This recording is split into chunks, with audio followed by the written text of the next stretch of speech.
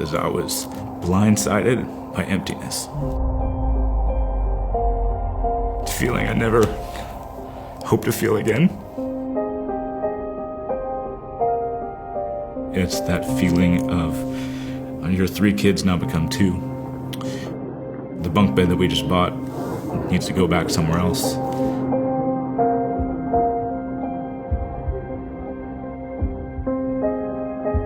All of that wrapped into an emptiness that it's really hard to tangibly describe, but it is the worst feeling in the world.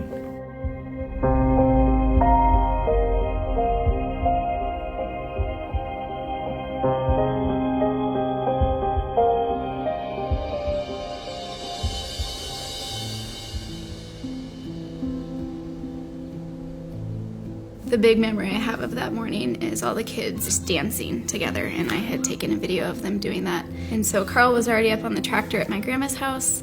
I brought the kids up, and we were just watching him and hanging out, and they love watching Dad work and do all the construction stuff that he does. I was kind of leveling some ground for a firewood shed and John Deere tractor, good old green and yellow. I was driving on that. And we're getting hungry for lunch, so we decided it was time to head back down the hill. She lives up on a hill in a dirt road. And so the boys had asked to be in the bucket of the tractor, and then I had Hannah in my arm, and so we were heading down. And when we hit that steeper part, the tractor, as I was hitting the brake, one of the wheels locked up with the brake, but the other one didn't. As it continued to get faster and faster, it was bumpier and bumpier. And at that time, Lucas, our older boy, bounced out on the right, and then Kaden bounced out on the left. I watched everything happen, and in my mind, I thought I was losing my whole family all at once. Ended up driving over Kaden on the left side. The tractor wheel was about like this, went over his midsection.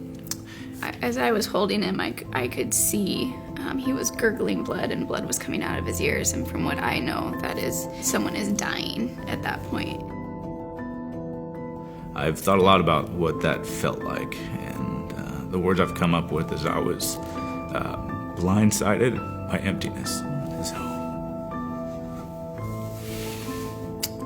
it's a feeling I never hope to feel again. In those initial moments, I think both of us were looking for hope. With something that traumatic happened to a boy, I was looking for any signs of life.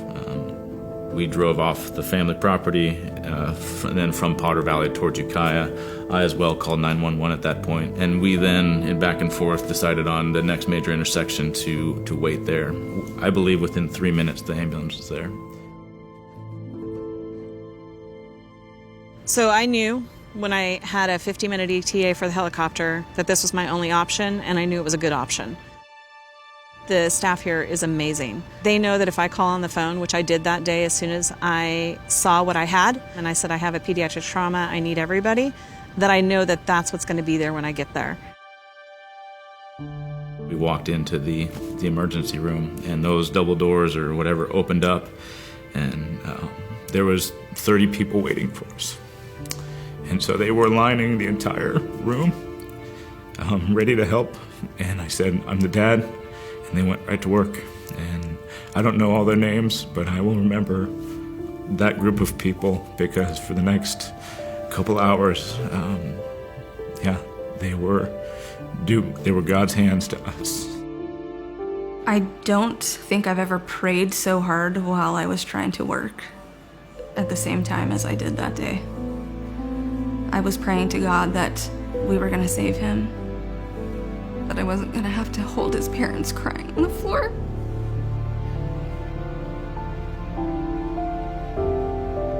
And I was looking at this beautiful little boy. So, I had to put my big girl boots on and fall back on the training that I had and the team that I trusted so much, because I knew we were going to do everything we could. The team effort, the interdepartment relationships, the work ethic, the value for life. So we have a broken femur, we have 2 broken arms, we have both pelvises are broken, we got a scapula that's broken, we have a lacerated liver, we have a spleen that is bleeding pretty excessively. In the meantime, they are relaying all of that down to Oakland Children's for the decision on what to do next. Children's has decided we want to get him there as soon as we can, and so that was the assumption that we were going to go down there to do that. The minute I saw Kaden in the ER, my first impression, the first 5 or 10 minutes, I thought 50% chance he will not make it. You can't imagine how much pressure I had inside of me for about 20 or 30 minutes to decide to take him to the operating room or not. The thing come to you, what happens if he does not make it? How can you live with it? But at some point you have to do what you believe is right. It was decided to have this emergency splenectomy. Dr. Hanna took the child into the room with the nurse anesthetist, anesthesiologist, and took his spleen out in 6 minutes. Brought the child back, and the helicopter people took them off to Cho. And had the child left 5 minutes earlier, probably would have died in flight. To save a 4-year-old's life. I've been here since '86. It was the most miraculous save I've ever seen. To go in and take out his spleen in 6 minutes, and to have doctors that are experts in the field look back at him and say, you better send that guy a Christmas card, because that was legit. That was amazing what he did. So I was flying in the cockpit on the left side, and then Kaden was in the back.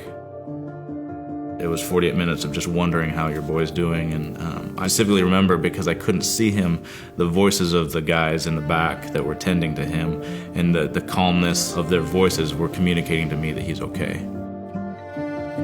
From that bed in the PICU, which we were there for 12 days, I went in to just be with him at about 2:30 in the morning, and as I got up to go, I'd been holding his hand, and he didn't let go. And it was that realization that my boy is still in there. You know, he's still in there, and through 3 more surgeries and all of the efforts of the team here in Oakland, we now have a boy that can stand up on his own, wanting to stand up, and with the life in his eyes, looking at you with a smile on his face, give you a thumbs up or just a big cheesy grin. But he's just eager now to move and to get out of the hospital. The question loomed on June 24th of whether or not that boy would be back, and because of your help, we have him back. And that would be the thanks, is the thing that you got connected to our family for, the desire, the hope to bring him back. He's back, minus his spleen. That's it. We believe that you are the hands and feet of God. Your careful diagnosis, your caring touch, your analysis of everything was the hands and feet of God to us and to our boy that saved his life. This kid is exceptional. He is one of a kind. To have survived what he's had and have this kind of attitude is amazing. I am very thankful for that family and the support that they have for each other, and I think that's what's gotten Kaden through this. He didn't have a chance, but he was given a chance.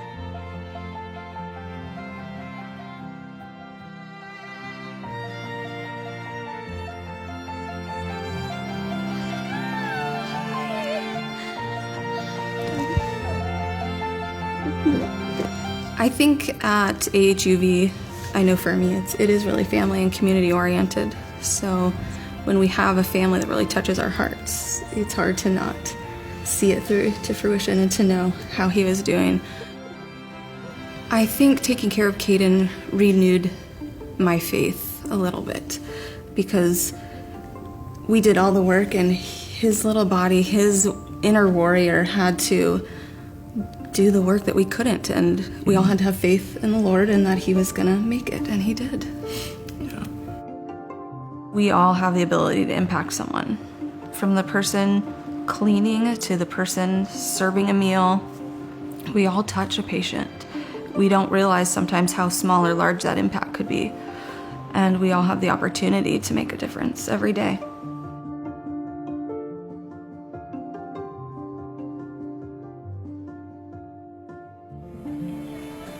Anything you want to say to your helpers?